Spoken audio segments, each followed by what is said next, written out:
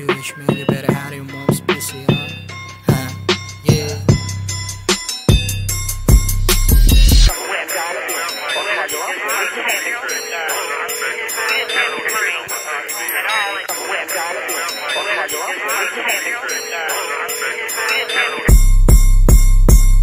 Sinabihan na kita, delikado kapag inarir ko na pinauna ka ng bukin ng ina. Ngayon yari ka sa akin, huli ka. Gusto mo malaman ako, sige ito yung 1-2. Parang boxy, tira na nawang pagkasapok na mga letra. Kung di sa mukha mo puta, pipapaong ka na fuck you. Panghil ba sa pangil kay walrus? Nagiyak ka mga bata, halatang true. Kabayig ito na sinasabi nila, bisa ko diamante kaya mas mataas ang value. Dun ka, puta kulang, utak kunang bungat pang gulat. Pakitiya ko na uga, malamang ay sa mali ka din natuwa. Lumabas yung mga Diyos, yung kaya ito si Godfather. Kahit di mo na ako galangin, mahalaga ay wala kang makain. Di ka pwedeng umasa na big dog boy, porket kamukha ka lang na Rottweiler. Ako yung tipo na ayawan mo sa una, tapos labo na after, yeah. Di pasok sa akin yung mga linya mo na patapong, kaya bagsak ka pa sa HR. Feeling magaling ka pa, upo ka sa rabong ipasakan, tapos ipadaga na lang kay Practice. Mga tropa mo na matino, no pinakingan ako, waya ka na mo, tama naliligaw sa mental. Ngayon pare di mo maluno ka, di mo na akwat, mas delikado pa sa'yo na 10 times. Maangas daw mag-rap, pero yung datingan ng tunog niya ay pang Taylor Swift. Gano'n ko purolat, lalala yung utak, maluwang pa sa gabit ko na bacon. Free, ako ay mala J. Cole, bitch, sabi with na Akon. Shit, yung auto-tune na kasing kapal ng huso na Draymond Green.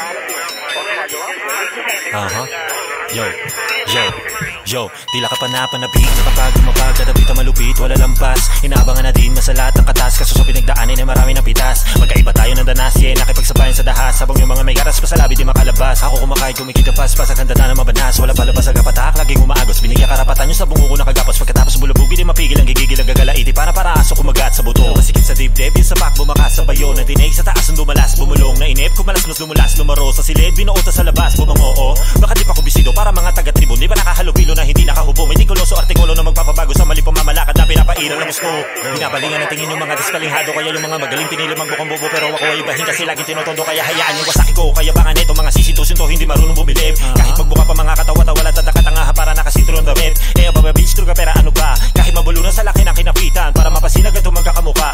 Sila lang din ang mga nagahalikan. Nagipihikan sa pagpili ng pelikula. Akala mo sinipilya. Alam ng mga tiga-pirino. Talam kung sino talaga ang pilyo. I gonna rip your face in front of your amigos. They expectate like playing with you in the cellophane and wild bird celebrated with a piece of cake. No one can distinguish my rage with a critical damage like Amazon forest in wildfire. Now you know that you cannot escape in my zone. You didn't deserve the statue of Moai bitch. Yeah.